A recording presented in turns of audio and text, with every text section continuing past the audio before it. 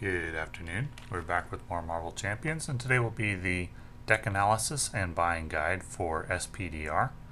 Talk about the leadership deck that was used in the gameplay video, what cards are essential to it, and what can be replaced for other things. The total cost for this deck, assuming you have the core set already, is $180, 2 expansion boxes and 6 hero packs.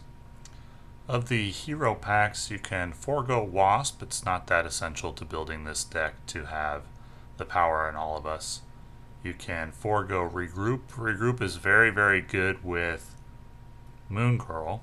And it's good with White Tiger. It's not essential in a deck with only White Tiger. You can swap out the Drax hero pack and Regroup for something else. Mad Titan Shadow, the package of Kalu and White Tiger, is included in every leadership deck that I make and likely will be for a long time. I consider the Mad Titan Shadow a very important expansion box for leadership players. The Sinister Motives expansion is absolutely essential. It contains all of the best Web Warrior cards, and this deck is much, much worse without the Web Warrior cards, in particular Spider-Man Peter Parker, who is one of, if not the best allies in the game. And Web of Life and Destiny is extremely good as well. Ghost Spider is very good. Spider-Man Hobie Brown is very good. Across the Spider-Verse is very good. So I would not really bother picking up SPDR if you don't have Sinister Motives already. Scarlet Spider from the Spider-Ham hero pack. Scarlet Spider is good. He's not as good as Peter Parker. Probably not as good as like Ghost Spider or Hobie Brown either. He is good. You could leave that one out, though Spider-Ham is a very, very good hero in his own right. And then we have the usual beast from the Cyclops hero pack as well. So you could go with just Mad Titan Shadow and Sinister Motives and maybe Black Widow for rapid response and still have a very strong leadership SPDR deck, arguably just as strong as the one that I have constructed here. What is SPDR's ceiling? She's about as good as Nova, in my opinion. In some ways a little bit worse, in some ways a little bit better. She ramps up harder than Nova, but she's weaker in the early game. She's a lot of fun to play at times. At times she's frustrating to play. And the reason why she's frustrating to play at times is that small hand size of 4 in hero or in alter ego mode and 3 in hero mode. A hand size of 3 means limited options a lot of the time, and I do not like limited options in card games. My favorite decks to play in any card game are decks that give you a lot of options, because decks that give you a lot of options tend to have a very high skill ceiling. So then when you lose with a deck with very high skill ceiling, it's typically a loss that you're looking at and thinking, that was my fault. I can do better, and if I do better, then I will win.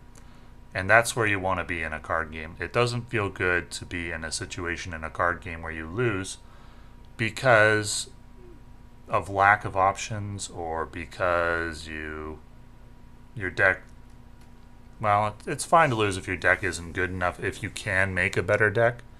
It sucks to lose if your deck isn't good enough if you can't make a better deck. And it certainly sucks to lose because of RNG, though that will typically happen in a card game from time to time. As long as it doesn't happen too often, it's acceptable. If you have a card game with too much RNG, then it's not much different than rolling a die. But you want to have some RNG, but you also want to have a lot of skill involved. And more options means more skill is involved. Less options means less skill is involved. And SPDR with the hand size of 3 sometimes means you have very few options available to you because you have very few cards in your hand. And that doesn't feel good. On the other hand, when you get all your upgrades out, then you have a lot of decisions to make in terms of how you're going to use your upgrades, and that is good. So at times SPDR is fun, and at times SPDR is frustrating. She's a lot stronger than I thought she would be going into this hero spotlight. I wasn't expecting much at all from this hero because I don't like heroes with hand size 4 or even hand size 5 and, well, I don't like heroes with hand size 5 in alter ego and 4 in hero mode. They're pretty much all bad, and leadership with the hand size of 3.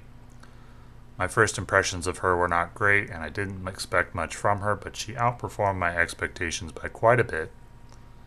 I wasn't even expecting her to get past Rhino on Heroic 1, but she was able to do quite a bit more than that, and was pretty fun at times, and then at times frustrating. So I would take that into consideration before picking up SPDR. The best Web Warrior hero is Spider-Ham by a long shot.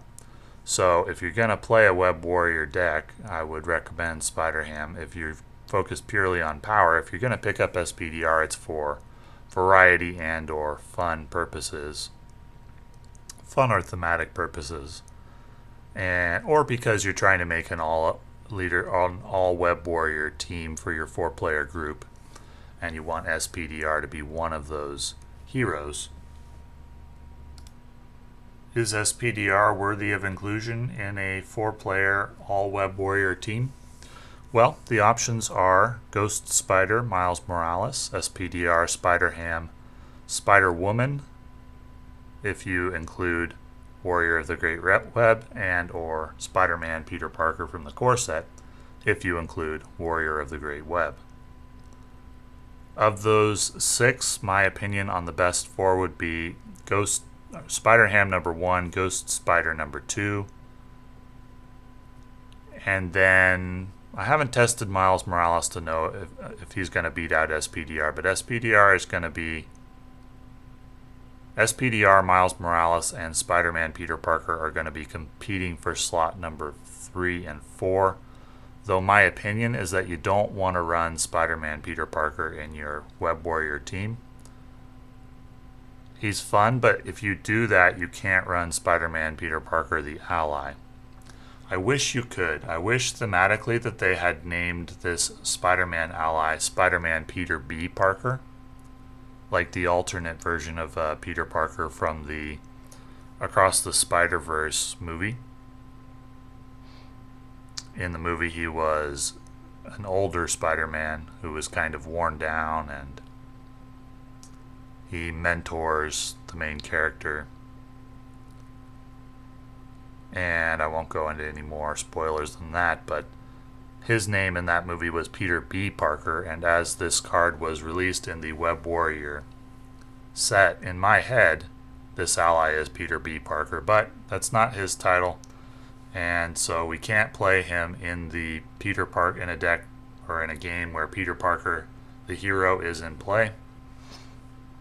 And that means Peter Parker, even though he's strong, he doesn't make it onto my list of the best 4 Web Warrior heroes to play for a multiplayer game, because the Peter Parker ally is so strong that not being able to include him would be a major weakness for the team.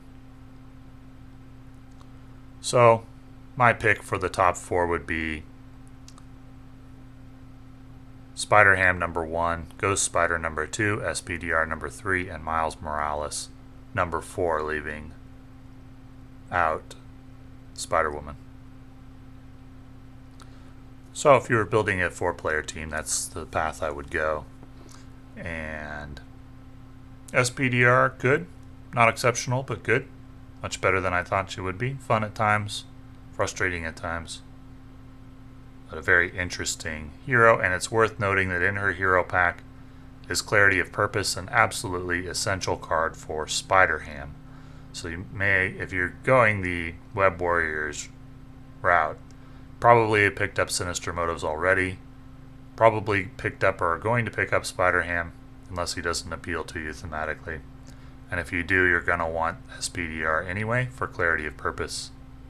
And then you get the hero as well. So, very interesting hero. And thank you for watching.